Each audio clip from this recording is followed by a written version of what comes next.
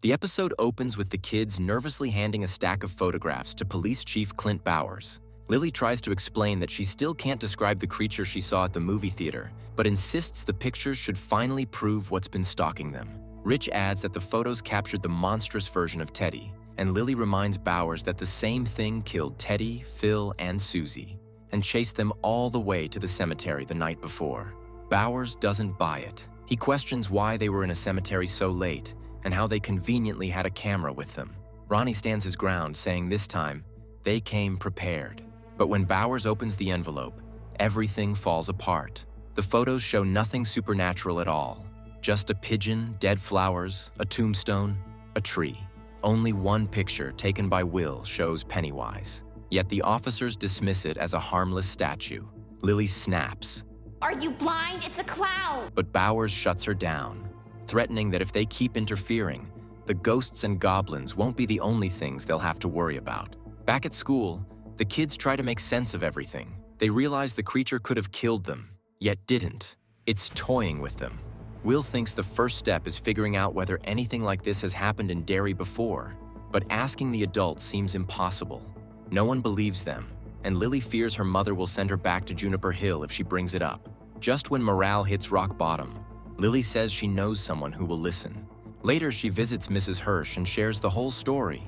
Mrs. Hirsch recalls that children also vanished during the 1930s, a time when families were starving and desperate. Some kids simply disappeared. Whether they ran away or something darker happened, no one ever knew. But even she admits it doesn't explain what Lily is describing now. Before Lily leaves, Mrs. Hirsch gives her one final piece of advice. That with good friends at your side, anything's possible. And from what she can see, Lily has exactly that. Charlotte is sitting at home when she reads a troubling newspaper headline. A black man has been arrested for the murder of 3 children, a clear reference to Hank. Before she can process it, a knock echoes through the house. Rose arrives with Daniel, delivering a few items Charlotte had purchased from her antique shop. Charlotte invites her in for coffee, and the conversation slowly shifts into something deeper. Curious, Charlotte asks about Rose's origins. Rose explains that her ancestors lived across the valley long before their lands were reduced. They used to follow the great Nova Scotia moose and then return, a life connected to the land, unlike the shrinking borders of today. Then Rose casually mentions Hanlon and how busy he must be with the new pipeline work. Charlotte corrects her gently.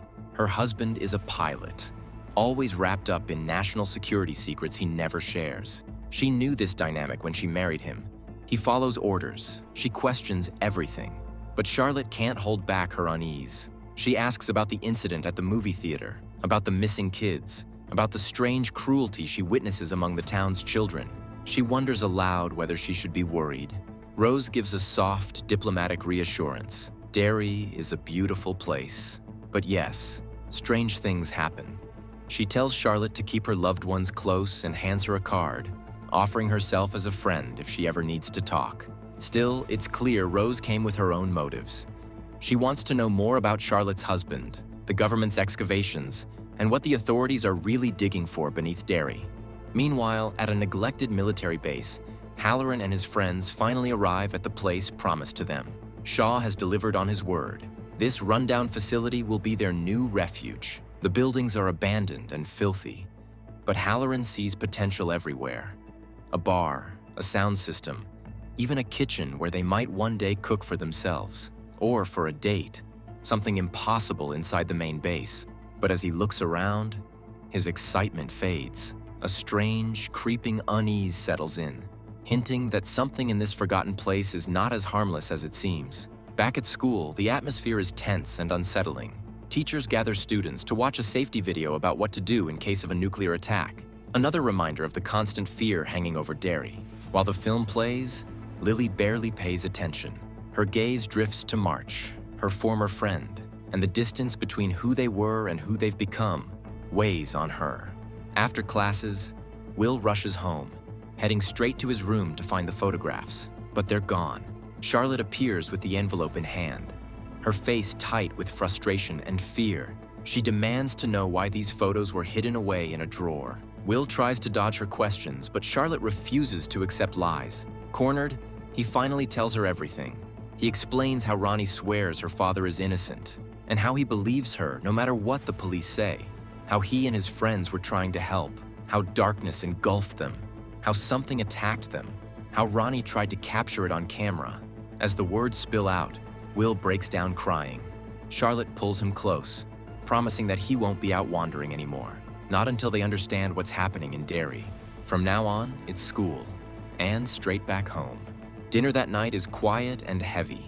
To ease the mood, Charlotte teases Will about having a crush. Hanlon gently tells her not to embarrass him, but Will is already blushing and excuses himself. After he leaves, Charlotte suggests Hanlon spend the weekend doing something special with him. Hanlon agrees without hesitation.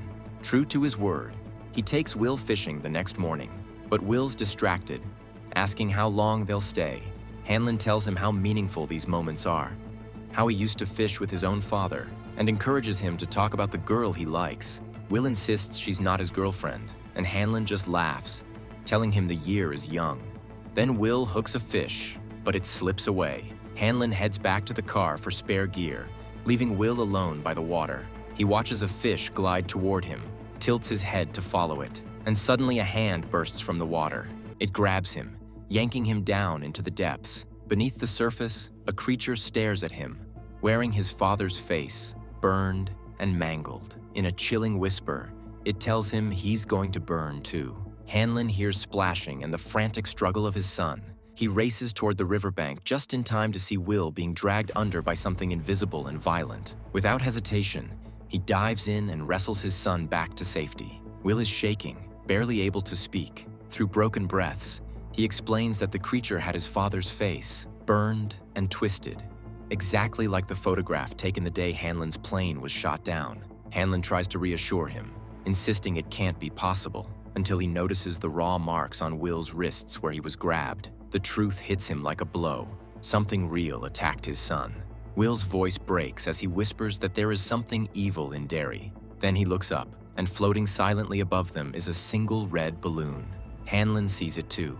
Meanwhile, at the police station, Charlotte steps inside, determined to speak with Bowers about the boys. She tells him they're just terrified children, not troublemakers. Bowers insists they'll continue the investigation. Charlotte presses further. If someone is still out there harming kids, then the police may have arrested the wrong man. Hank might be innocent, but Bowers shuts her down. He claims Hank lied during questioning and has no solid alibi. When Charlotte asks if Hank has even spoken to a lawyer, Bowers coldly says, "This isn't the South," and insists a public defender has already been contacted, but he refuses to let her speak to Hank, reminding her she's neither family nor legal counsel. The dismissal infuriates her. Refusing to give up, Charlotte finds Hank's number in the phone book and visits his home.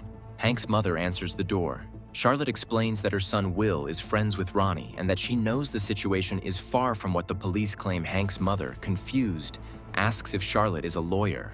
She admits she isn't, but reveals she worked in the civil rights movement, helping black citizens forced to sign false confessions. She wants to help Hank. Though skeptical, Hank's mother listens. She believed her son was in his room that night, yet someone saw him outside. Charlotte points out that doesn't prove he hurt anyone. Hank's mother agrees. Her son would never harm a child, but she ends with a somber truth. Only Hank and God know where he really was that night. Elsewhere, Halloran and his friends continue transforming their abandoned base into a livable space. While taking out the trash, Halloran suddenly freezes as chilling visions wash over him. Blood pooling beneath a drain, a door exploding open, and finally his dead grandmother sitting beside a fire, staring at him.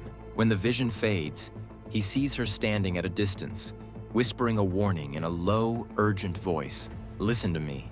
Be careful, you hear? Keep that cap tightly closed." Hanlon finds Halloran at the abandoned base and urgently tells him what happened by the river, how something attacked Will, how it looked like Hanlon with a burned, crash-scarred face, and how the boy still has claw-like wounds on his wrists. Will swears there's something evil in Derry.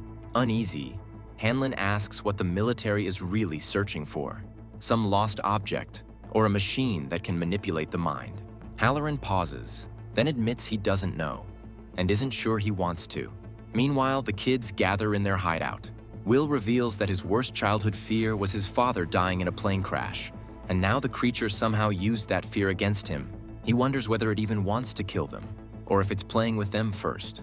Rich questions why it would only terrify them when others have died, but Lily notes they can't be certain Maddie is gone. Ronnie adds that Phil and Teddy also saw strange things before their deaths. Will explains that fear floods the body with cortisol and adrenaline, chemicals some predators can smell.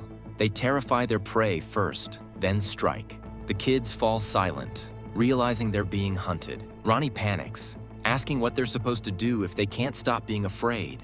Lily suddenly gets an idea. She leads them to her locker and shows them the pills her mother takes for anxiety, one for each of them. She says her mother places one under her tongue and her fears disappear, like magic. Desperate, the group agrees. Will says that if anything strange happens, they'll take the pills and hope it keeps the terror under control. During class, students watch a disturbing video about a parasite taking over a snail. While everyone is distracted, March approaches Lily, apologizes for being a bad friend, and invites her to eat lunch together. Though it's clear Patty is behind whatever plan they have, Lily agrees. Meanwhile, Charlotte returns to the police station armed with a signed letter from Hank's mother granting her permission to visit him. Even so, an officer tries to block her again. Warning her to leave, Charlotte stands her ground and threatens to bring activists, lawyers, and national leaders to their doorstep if they keep denying her access. Her confidence finally forces the officer to let her through. Inside, Charlotte tells Hank she knows he's been mistreated, denied bail, denied due process, and promises to file the necessary motions to help him. Hank anxiously asks if that means he won't be sent to Shawshank, but Charlotte explains he will still have to spend a few days there while the paperwork moves forward. She assures him that whatever happens, he will come home. Then she presses him for the truth about where he really was that night. At first, Hank stays silent, but when Charlotte reminds him that Ronnie could grow up without a father, he finally breaks. In a shaken whisper, he admits he was with a woman, a married white woman. If anyone finds out, he fears he'll be lynched. Charlotte listens, then repeats that they'll find a way forward that protects everyone. Back at the military base, Fuller reports to Shaw that they searched the areas Rose warned them about but found nothing. Shaw believes this only proves Rose is clever, and that the weapon they're chasing will soon be hidden forever. Shaw then asks about the local indigenous youths who observe the base. When Fuller says they show up every 3 days, Shaw tells him to bring them in. He's certain they know more than they let on. Meanwhile, at school, Lily has lunch with March. March asks how she's doing with her new friends, but Lily, with some suspicion, replies by asking if she invited her just to gossip. March clarifies that no, she simply doesn't know how to communicate with her since she returned from Juniper Hill and suggests they start over, recalling that they have been friends for a long time. Lily smiles and admits that she would like that. At that moment, a popular boy approaches and briefly greets Lily before leaving. March, excited, asks if she noticed how Tim looked at her, which causes a small spark of hope in Lily. March encourages her to talk to him, but Lily says she will go to the bathroom first to fix herself up.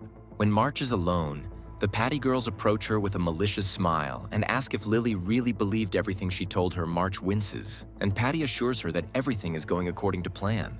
As soon as Lily approaches Tim, he will embarrass her in front of the whole school. Patty then instructs her to accompany Lily to the bathroom before she changes her mind. March goes to the bathroom while Lily hesitates to leave, claiming she has a zit.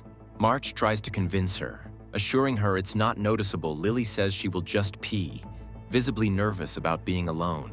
March feels guilty about what she's doing to Lily and decides to tell her the truth.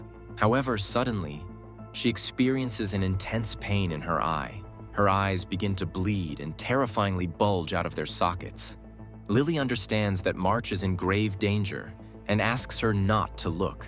She hastily looks for her pill to calm her down and reduce her fear, but it falls into the toilet. While trying to retrieve it, March, panicked and with affected vision, stumbles out of the bathroom and enters the carpentry workshop. In a desperate impulse, she begins to tear out one of her enlarged eyes with a tool, although it immediately grows back. Finally, Lily manages to grab the pill and runs toward March. When she arrives, she's met with the shocking scene of March tearing out her eye with a tool. Lily manages to stop her, and they both fall to the floor. Lily tries to calm March and remove the tool from her hands, but the screams attract the attention of several students who rush to the scene. To the eyes of the others, the scene seems to indicate that Lily is attacking March, who is bloody and injured. Lily tries again and again to explain that it wasn't her. At home, Hanlon questions Charlotte about her visit to the police station, suspecting it relates to the black man arrested for a homicide. Charlotte explains the case involves the man's daughter, who is friends with Will. Hanlon urges her to avoid trouble, but Charlotte insists that standing up for justice is worth the risk.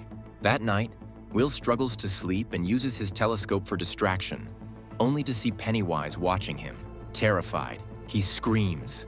Alerting his parents, Hanlon searches the neighborhood but finds no one, only a red balloon in a tree, echoing the river incident. The next day, Hanlon goes to Shaw's office, frustrated, demanding answers. Shaw shows him Daniel, handcuffed for spying on the base. Daniel refuses to speak, forcing Halloran to use his psychic abilities to explore Daniel's memories. Through these visions, Halloran witnesses young Daniel with Rose, who tests his memory of the tribe's stories about the Galoo, ensuring he recalls them correctly. Daniel begins, millions of years ago, before the appearance of the first people. An evil spirit was banished from the darkest part of the night sky and enclosed inside a shooting star. When the star crashed into the earth, it broke and released the spirit, which wandered the forest for countless snows and moons. One of the tribe's first ancestors broke a fragment of the star and turned it into a dagger destined to repel the Galoo. The tribe lived peacefully along the edge of the western forest until the arrival of the settlers. Despite warnings about the danger, the settlers decided to ignore them and were hunted by the Galoo, who fed on them, becoming increasingly powerful. Seski, the great warrior chief, proposed that the tribe relocate. However, her daughter Nakani rebelled, presenting an alternative plan to retrieve 13 more fragments of the sacred material. Determined, Nakani went to the cave where Galoo fell with the intention of collecting more fragments to guarantee the safety of her people. Upon realizing that her daughter and several members of the tribe had left the settlement, Seski organized a rescue team and personally joined the expedition deep in the forest. Seski and her group faced what they feared most, manifested in multiple forms. One by one, the team members fell to the threat until Seski was left alone bravely. She faced the monster face to face, but finally succumbed to the creature. With her mother's death, Nakani continued with her original plan. She buried the fragments in shells, lighting a fire over each stone to mark its location, thus creating a line that Galoo could not cross. The tribe promised to keep the location of the fragments a secret, ensuring that the monster remains trapped inside the forest and cannot escape from the pillars that contain it. In Daniel's memory, Halloran asks him for the location of the pillars. Daniel tells him the exact location and explains that by following the tunnels under the old well, he will find the pillars. The site is finally revealed as the abandoned house on Naval Street. With this, the episode concludes. If you enjoyed this breakdown of Welcome to Derry Episode 4, make sure to like the video and subscribe to Cine Madness for more deep dives into every episode.